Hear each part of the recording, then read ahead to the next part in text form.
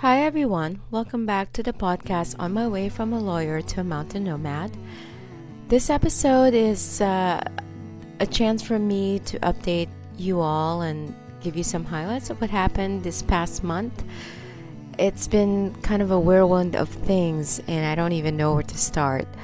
I remember that the last few episodes have been focused on interviewing nomads, which was very helpful for my purposes.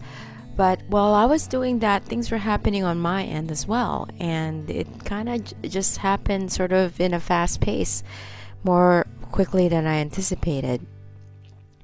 But to begin with, in August, I started out the month just basically working on my enterprise and doing typical blogging and just focusing on, basically prepping myself to the idea of becoming full-time, being nomadic.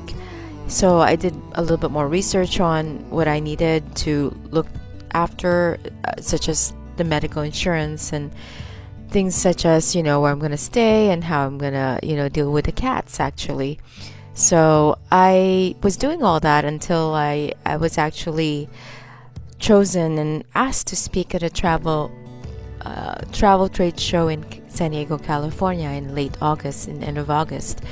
And so I was very excited for the opportunity. I'm always thankful for the people who helped me to get to that point, especially the person who recommended me to speak and share my views on unique travel niches like my company. So I ended up deciding to go to San Diego for the travel conference, and it's actually a travel conference geared towards travel agents globally. So it was exciting because I'm going to be in the place where I needed to be to learn more about the travel industry. Although my company is a bit sort of unique in its own way, a bit major. It's majorly focused on adventure versus regular travel.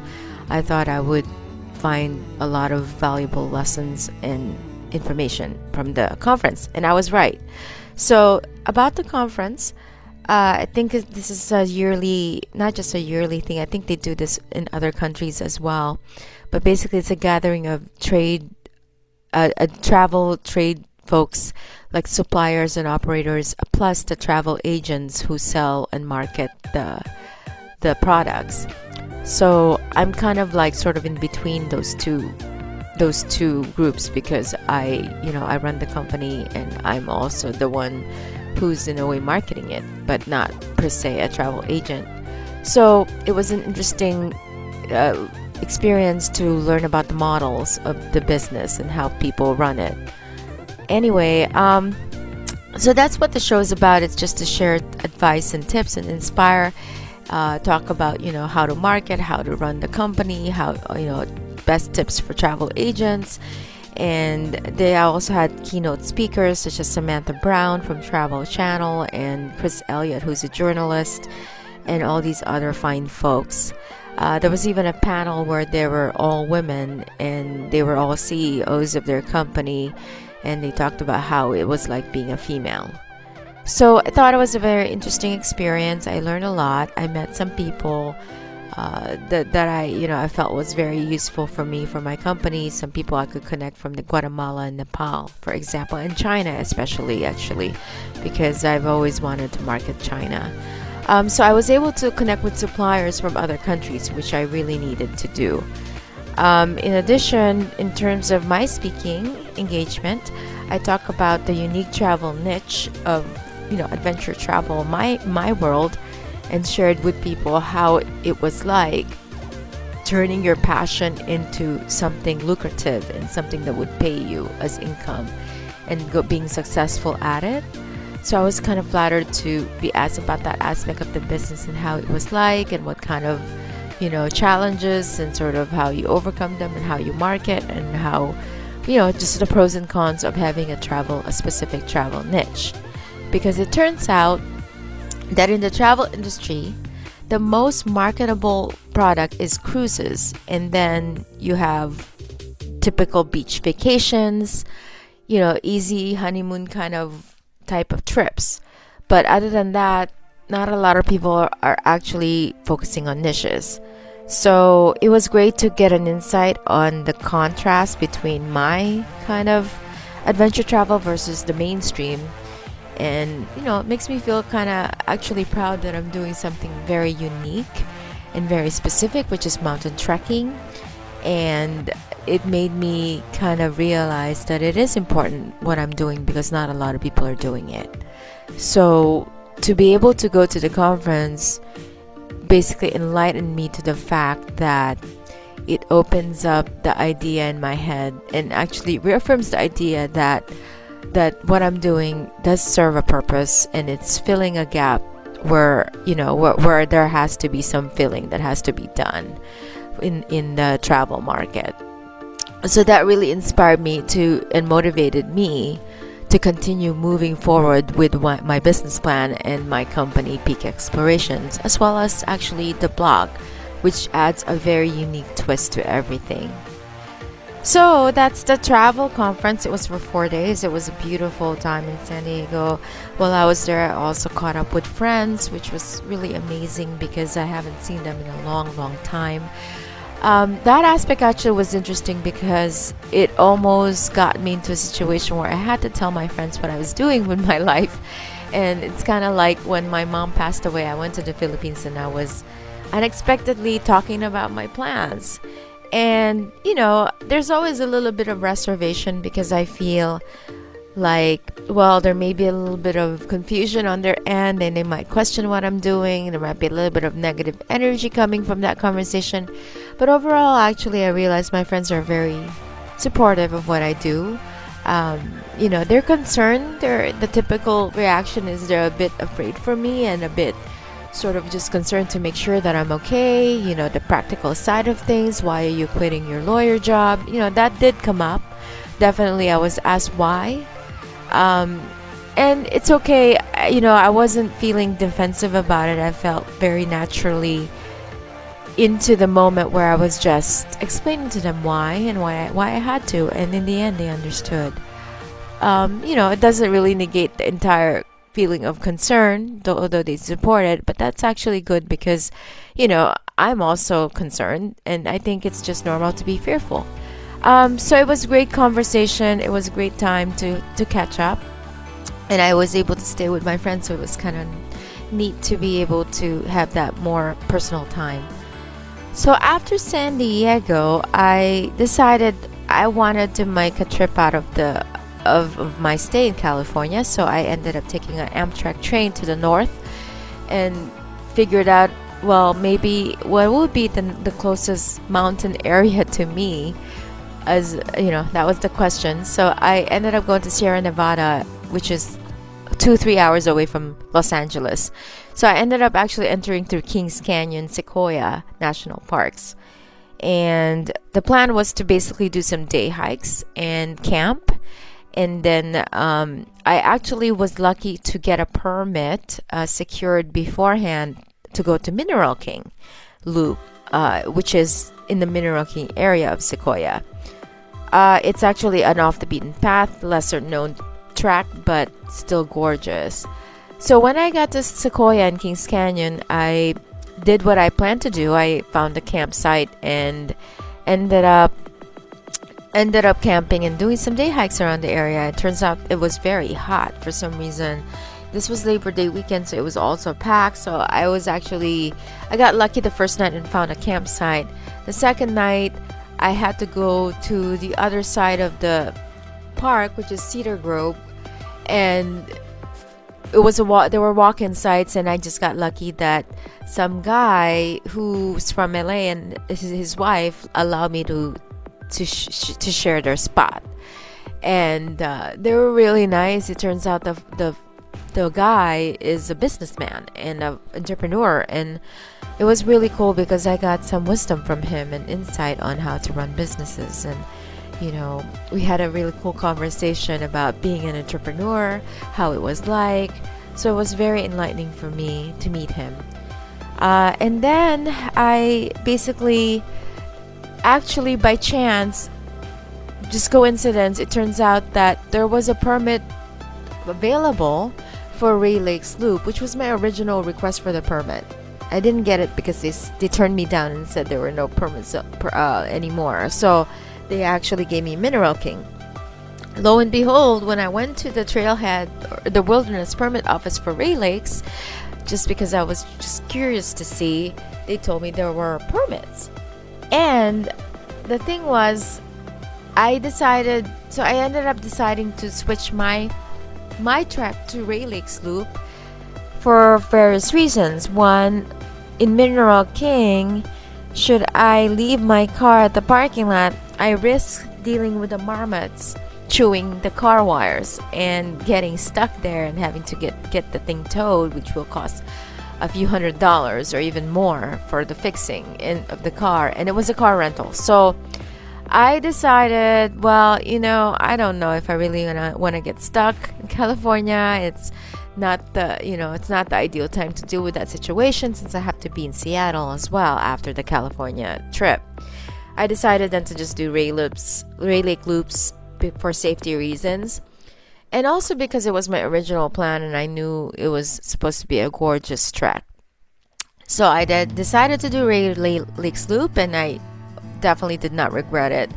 I actually ended up doing 5 days. I was going to do 4 days, but ended up being 5 days because on the first day I realized my backpack was so heavy. My body was struggling a little bit and ended up developing a cold. So my body didn't react too well to the heavy load. I think I carried between 34 to 37 pounds with the water that day, and I had to hike uphill almost over 2,000 feet that day, over just a mileage of about 6 to 7 miles.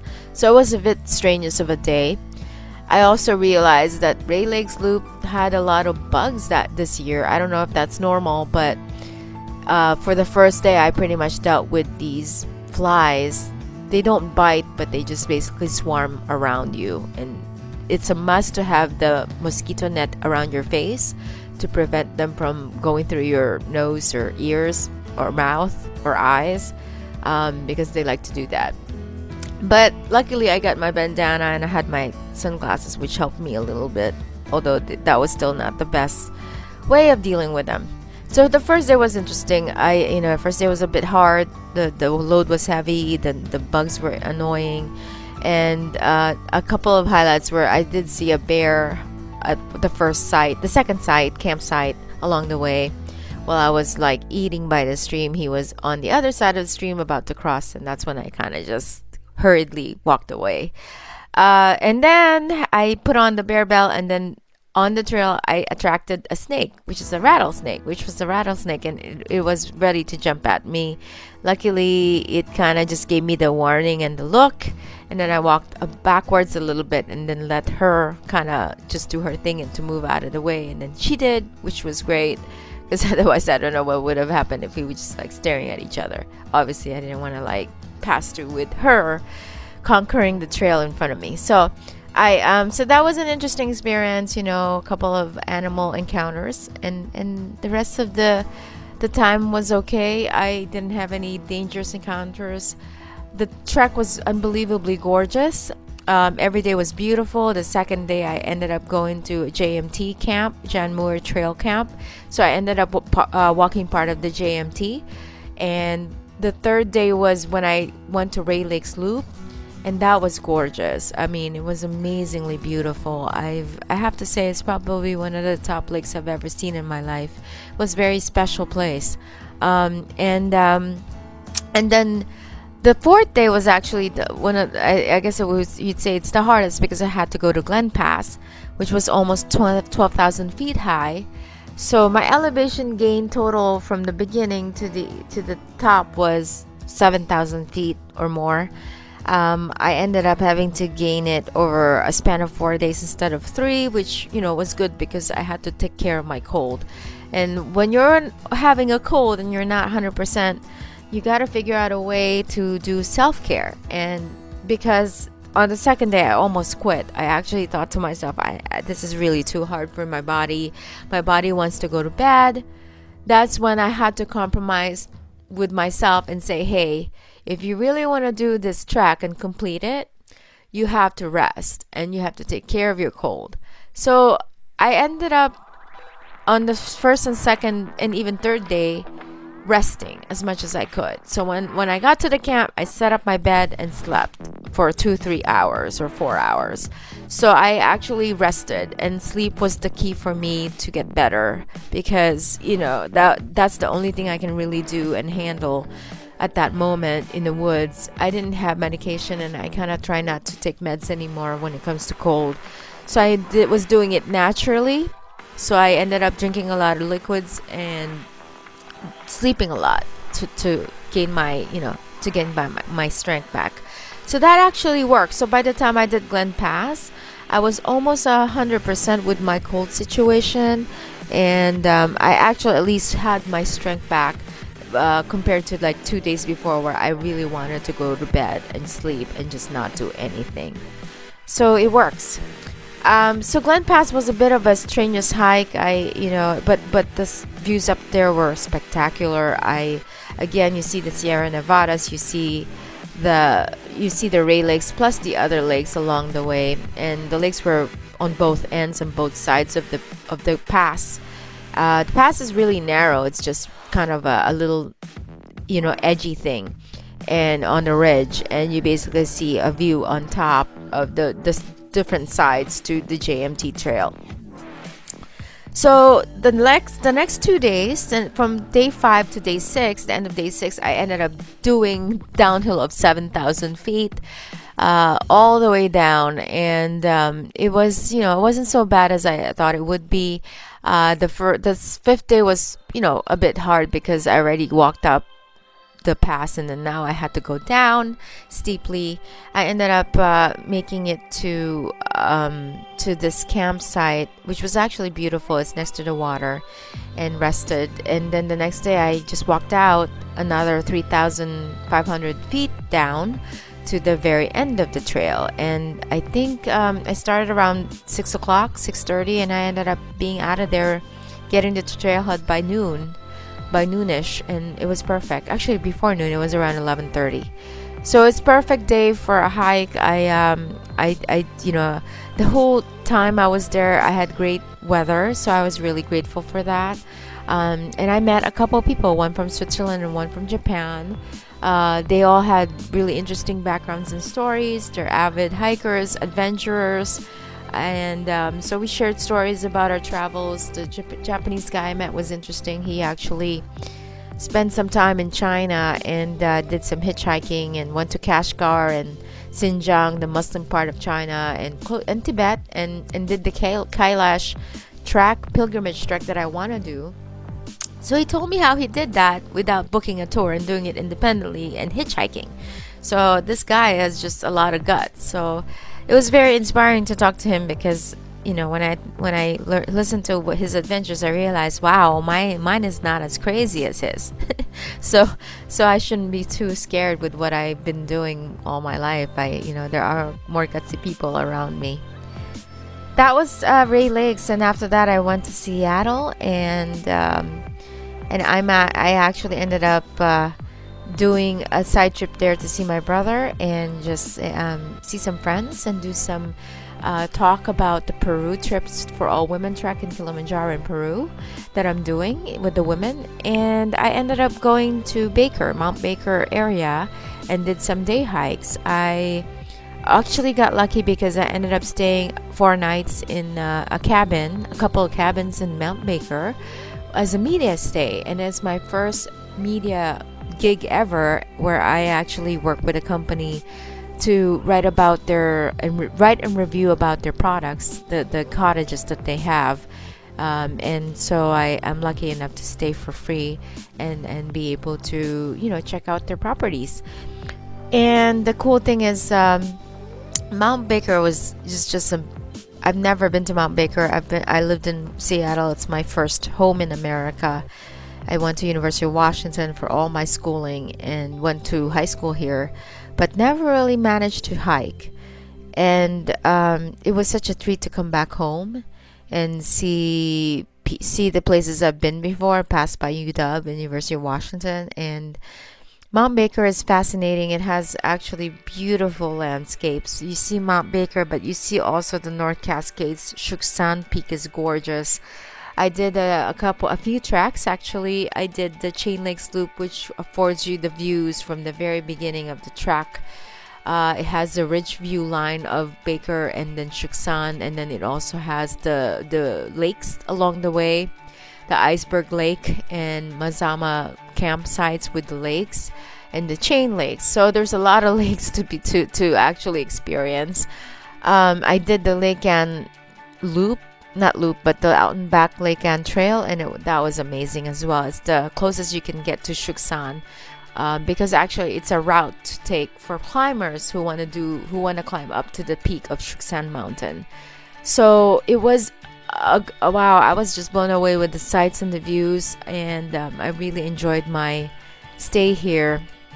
I'm still here. It's my last day, and I'm about to go back to Seattle. The magical thing about the Shuksan Lake Ann Trail that I did, the last one, is that I met someone who's a writer, an established writer, Clyde Ford. I didn't even know he was a big author until later on in the conversation that I realized he actually wrote 10 books in his life, and he told me about his personal stories about how he got started with the writing and how he got started with all his projects. Turns out he used to work for IBM, became a chiropractor and then a therapist, and now he has a startup company, a software company. So the guy actually is very inspiring because he's the kind of guy who's just did a lot of changes with his career, and it's fascinating to hear this because I am shifting career. In fact, the big news for this podcast really is that I wanted to tell you guys that I actually officially resigned and gave my resignation to my job on September 1st, 2017. And that was before I hit the Kings Canyon area for my trek. And I decided it was the right time to do so. So I actually officially resigned from my job. I'm going through the exit interviews process and moving all my stuff and returning all my my business stuff and going to my office and cleaning it up. So in the next week I will be doing that. People have asked me, how does it feel to quit? I actually feel very peaceful about it. The funny thing about the whole thing is when I sent the email, within the first hour I ended up being in Kings Canyon, so I didn't have any more phone signal or data. So I don't know if it's subconsciously done, but I ended up pausing my life for 7 days when I entered Kings Canyon because I didn't have signal. So I ended up telling the world I'm resigning, telling my boss, telling my office I'm done. And then I went away for 7 days to have no signal and be in the woods. So it worked well because by doing that, I actually was able to spend some time to listen to my voice and to myself and to kind of figure out how I feel about the decision. And without anyone impacting my decision or criticizing it or hearing people externally talking about it and telling me their opinion. And with the 7 days I had with myself alone and the silence that I had on the trail because of my being solo hiker, I realized I was peaceful with the decision actually. And there was nothing in me that said, oh my God, what did you do? Because I was actually wondering if once I hit that send button with that email to my boss, would I then go into Kings Canyon and have this epiphany or this horrible panicky feeling of what the hell did I just do? The 7 days in Kings Canyon by myself without anyone influencing my thoughts proved to show that the decision was meant to be. I was peacefully accepting the fact that I made the decision and I executed it. There was not a part to me that said, oh my God, what did you do? There was no hesitation and reluctance or resistance. So I came out of Kings Canyon coming back to civilization completely happy with what I did. So on the seventh day coming out of Kings Canyon and reconnecting back to civilization, I was curious to see how things were gonna go. And once I came back, I actually just, saw the email from my boss and some people asking about exit interview. And when I saw that, I was actually completely fine. It's like, sure, I'll do that. So that goes to show that to me, I'm really just glad to find out for myself that it was the right time for me to resign, and it was the right decision. Because after all, I decided at first my plan was at first to quit next year, but it became sooner because of the circumstances with my mom and everything. Since my cats were moving, I realized, well, what's the point of keeping my rent at the house and staying there when I'm not even there, when I'll be traveling in the next couple of months. So I think I'm on the verge of basically moving as well, moving all my items out of the house and basically becoming a nomad. I'm still on my way to getting there at this point, so the podcast will continue, and eventually, once I become a nomad on a more established basis, I think the only difference now with the podcast how that's gonna make a difference is that instead of calling it On My Way, it will be just From a Lawyer to a Mountain Nomad podcast. So it's kind of cool. I don't have to end the podcast anytime soon. I will continue to talk about being a nomad and how it's like, because it still is actually, I realized the second phase to this is really the adjustment and the planning still, and the sort of shifting. There's a shifting process that has to happen, a period where, it is a major transition. So it's kind of exciting to talk about that aspect. So talking about transition, not only am I trying to figure out what to do with my pets, I'm also trying to figure out what to do with my home situation, and moving my things and belongings, and keep figuring out making real decisions now in terms of what to keep and what to get rid of in terms of my items.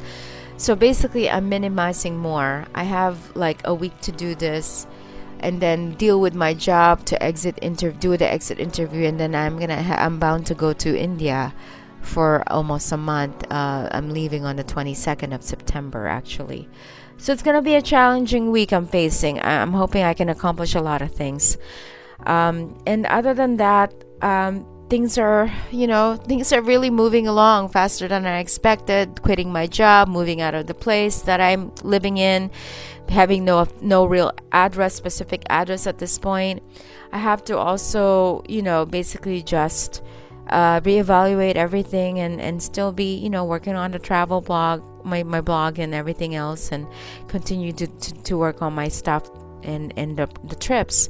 I still have trips coming up in Peru, the all-women trek, which I'm excited about because it's being filmed, and then I have a lot of just projects to do, such as a conference I have to attend in October for the outdoor bloggers, where I'm going to be writing about the event through Huffington Post and all my outdoor media sites. So I'm excited about these opportunities. I think the only time I have downtime would be when December comes around, so we'll see how it goes. Other than that, I think it's been fascinating of a journey. I had a moment to myself in Sierra Nevada to reflect on my mother's passing, and it was kind of a nice way to just reflect on my personal stuff and to get some more inspiration to write. I met the author yesterday on my trek in Baker, and it was really enlightening to talk to him because he actually motivated me to really pursue writing a book about my life experiences in terms of my trekking and travel over the past 15 years, and just to incorporate that in my life as a person who practiced law in child protection and child abuse and neglect practice. So that's yet to be seen how that pans out and what I'm going to do in terms of the writing aspect. So anyway, guys, I just wanted to give you guys an update, and I know it's a bit long and winded, but it's, needless to say, it's been a very, very productive past month. I couldn't imagine any more productive than this. But obviously, I quit my job. That was a major news, and then moving out and transitioning is the second part of it. But I'll give you guys an update next time in the next 2 weeks. Especially, probably it's gonna be over India, my trip to India, and hopefully I could share with you some more podcasting on the nomads that I meet along the way. It's gonna be an interesting journey now that I'm gonna be traveling some more and no longer be working 9 to 5. Until then, take care and have a good next 2 weeks. Bye bye.